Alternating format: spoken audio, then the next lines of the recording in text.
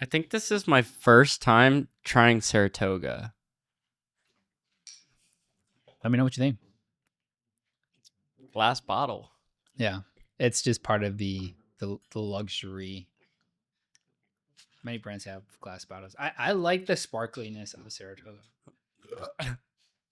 Yeah. Holy cow, I did not expect that. Shout out Aston Hall. Saratoga. It's not even his company. No, He I just know. promotes it. Just promotes it.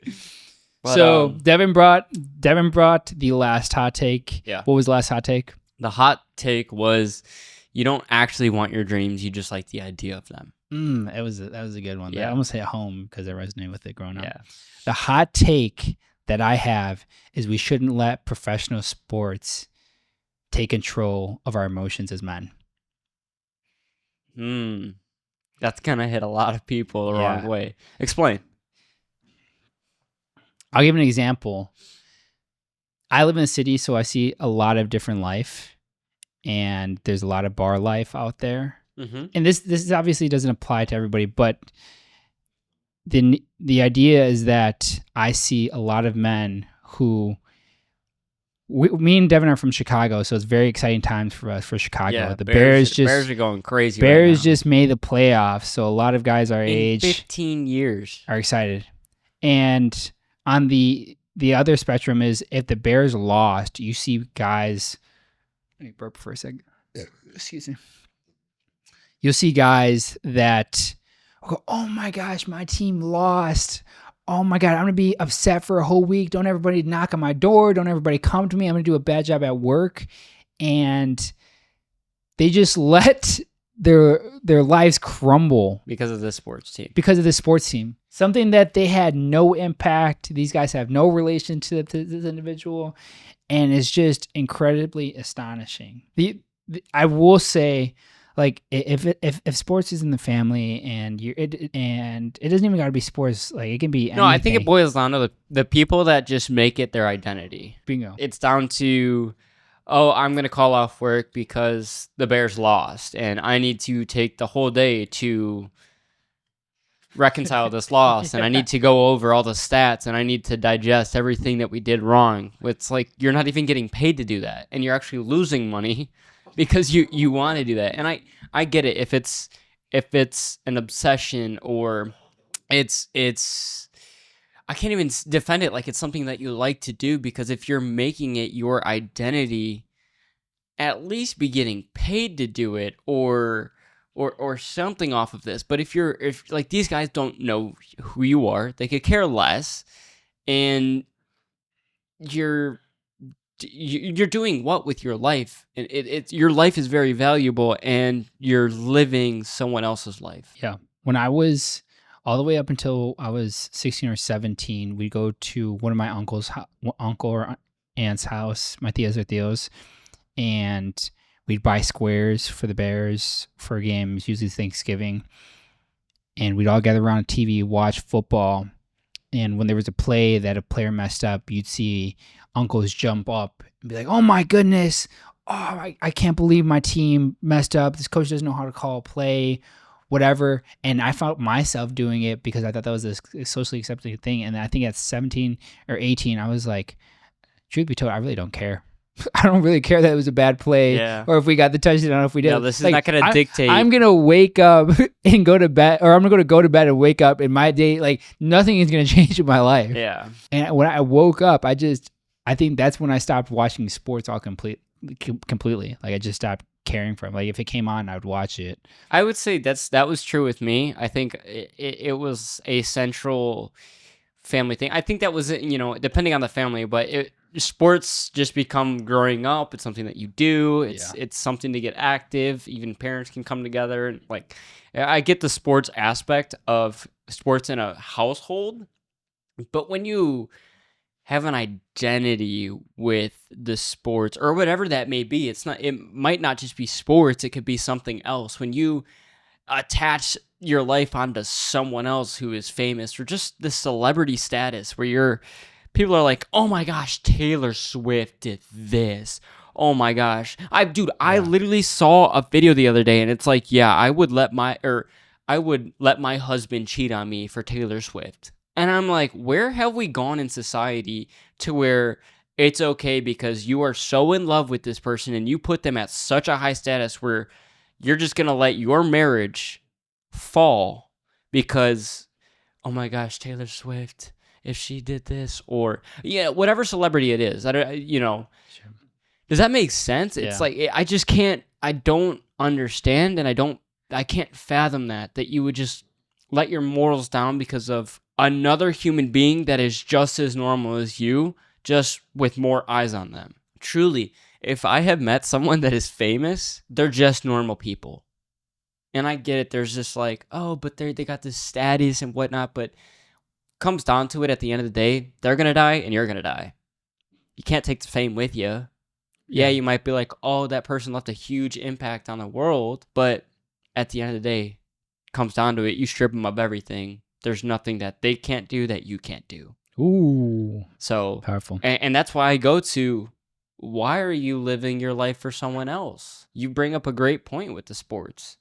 You're getting so heated about this team losing or a bad call, or even if it's someone famous. Why aren't you upset with where you want to be and you're not there? Why aren't you getting as upset? You're so upset that this play went wrong or this famous person did this, but why aren't you using that same enthusiasm for your own life? Yes. It's like you're upset that you're not getting these goals, but then you're over here fantasizing about this person and what could potentially happen when that doesn't even matter to you.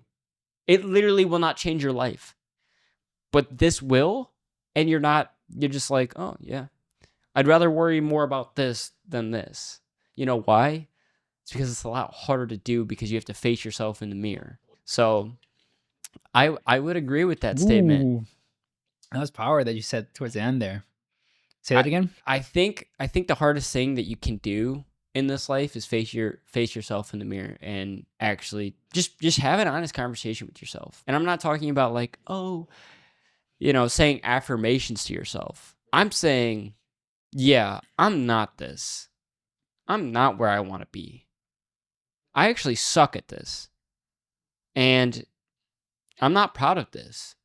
I think that's the hardest thing for someone to do, especially as a man, because you have to kill your ego a little bit. But killing your ego is the best thing that you can do because you realize the things that you actually need to do now to get there. Where when you have this ego status, you're so high on I'm this, I'm that. Again, not talking about affirmations, but I'm talking like I'm the best. Usually when a person says I'm the best at this, they're not. And I'm not. It's contrary because you can be confident in who you are. I was about to say, I operate on, I've been doing 60 seconds video for 365 days to get me comfortable on the camera. Yeah, you've been doing that. It's good. Yeah. And I'm going to make a clip on this. I do operate on the mindset that I'd rather envision myself that I can do anything and start trying to do whatever it is that goal is than operate on a mindset where I'm saying I can't do it and scare myself to even trying. Yeah, the people that make fun of people for trying. Who said it was dumb to try? There's I think it was Lil Wayne that said that. Like, there's some clip, but it's A$AP Rocky. He said it. He said, "Since when was it not cool to try?" And I think there is so much power in that. Yeah, try it. If it's not good, but don't let it dictate you or the failures. Going back to the failures, stop you from trying. And most of the time, once you try, there's a very clear indication whether you're good or bad at it. And that doesn't mean if you're bad at it just to stop. That just means try a little bit more or try a different way. But I think too many people don't even give themselves the opportunity to try something that they want to try. Because they're scared of what people are going to think. They're scared that they have to do it on their own. And they're scared of their own failures. Face that mirror. It's that mirror. I think it was on Jocko's podcast where it said the best way to handle ghosts that are chasing you are to turn around and face them head on. Yeah. or just turn the light on. And I think turning the light on is that's a different mindset. I think some people just need to rewire their brain because the system or whoever they've been around has just conditioned them. You can't do this. You have to have a 9 to 5 or whatever that may be for someone, whatever that conditional, I can't do this. What's a condition in your life that this applies to? That you would say like that I have turned the light on or that like I'm dealing with right now. Either or. Scared to provide. I think that's the biggest thing for me is I feel for me it's hard to know when enough is enough with providing. And I was adopted. So I had this sense of I always feel like I need to prove myself because my biological mother didn't want me and she gave me up. And very early on that instilled in me, you're not good enough, Devin. So now having a baby boy on the way and having a beautiful wife, I still feel like I'm not enough and I need to provide more and more and more. That switching is something I will always deal with because it's something I've dealt with my whole life. But I think that the change for me and that flip of switch was when my dad passed, because I realized he was a great provider. He provided a lot, but he was gone a lot and he was never home. And I'm blessed the opportunities that he provided for our family. And the hardest working dude there's no one on this earth that is harder working than my dad. And I can say that to anyone in their face and look them dead in the face and say, there's no one that can work as hard as my dad till I die. And to me, that was a superpower, but it's also a double-edged sword, because knowing when to knowing when to slow down and look around and say, wow, look at what I've done. Look at what I've built. Let me be present. Because what does hard work mean if you can't enjoy the fruits of your labor? It means nothing. You should just not work at all. So for me, that light turning on or me facing that ghost was when my dad passed. Because I saw him. I want to be that. I want to do that. And I saw where it led him. And now he's not here to enjoy the fruits of his labor. But he provided. So it's to me, it's like that ghost is not feeling enough and wanting to provide as much. So I feel like as men, the more we provide, the more we'll get love. I'm not sure if you feel that way. Do you ever feel that way? Like if I provide more people will love me. Not in a sense of like materialist, but if I can provide more and show more value, people will accept me more, or they'll turn to me. Yeah. That situation turned on the light and was like, gave me a realization. You work this hard, you're going to end up like your dad. And that light switch really wasn't my dad passing. It was the conversations that I had after. It was the conversation of my mom saying, you keep working like this, you're going to end up like him. And that hit me hard. That hit me so hard. Because I just watched my mom lose her person. And now she's concerned that she might lose a son because of the same thing that he was doing, that I'm doing. Yeah. So for me, it goes down to that conversation was the light switch. And now I want to build my business and I want to make Run Media the best company that it can be and systematize it to where the quality can be there. And all my clients are on 10 and we're producing such a great service. But I can be home with my son and I can be home with Ryan 3 days out of the week. And those other 4 days, I'm working dog hard. But knowing that I can, have you had a moment where it was you faced your ghost or you turned on the light and there was a realization? I think I instinctively know that it's always me. Like I know that ghost is always me. I try to take full accountability for everything that goes on in my life, because then that allows me to take control. So when I think I'm trying to run from something, or when I am running from something, I just turn around and realize. I like when you said turn on the lights, because you turn on the light and you realize that ghost that you thought was chasing you was just you in the mirror. or that's the way I envision it.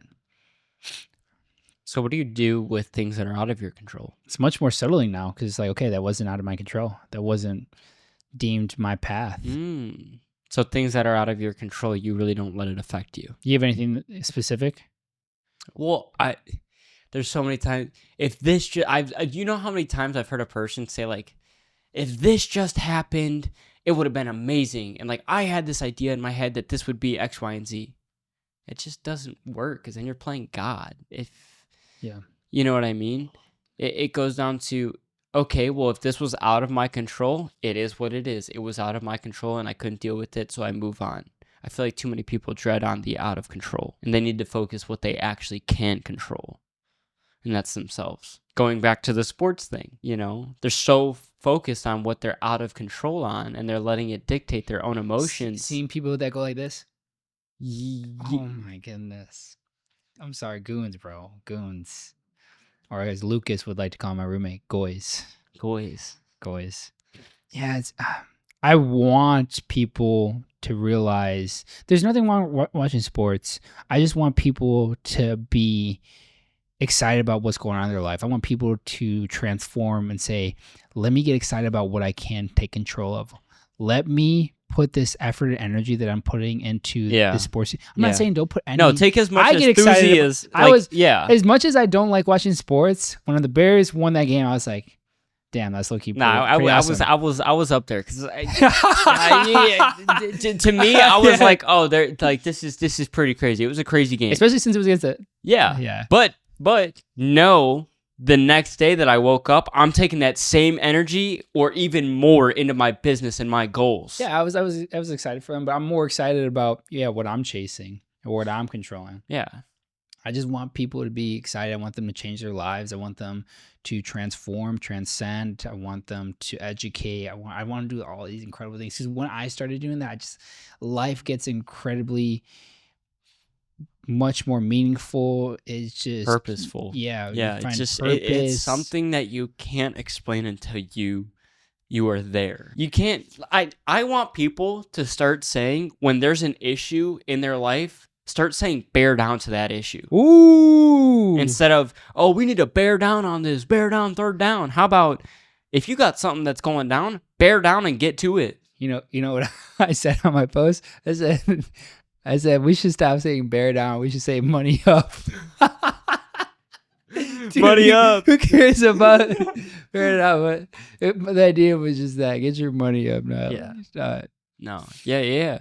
So. And again, this is like, we don't want to crap on people that have, but we're just trying to make a very clear point. Go into your goals and your life with just as much as you. Here's what I'll say. If you are watching the Bears game and you're on the sofa and that game's really good, imagine if that was your life on the TV. Ooh, yeah, I like that. Imagine, are you going to be sitting there like, this movie is boring. This game is boring. Or are you going to be like, I want to make this movie fire. Bro, I want to make this awesome. Yeah. I want to make this an action-packed, meaningful movie where there's a good ending. Especially for those people that said that's a bad call, bro. You can call if your life was in that TV, you're watching your life, you can make that call, and you'll be able to be like, "Why did I do that?" Yeah, you'll be watching back like, "Don't do that, and you do it. And like, this isn't saying I'm perfect, you're perfect. We are not perfect, but at least we have taken the energy of this and translated it to this. You make eye contact with that girl in the grocery store, and you're seeing this life play on the TV. Bear down. And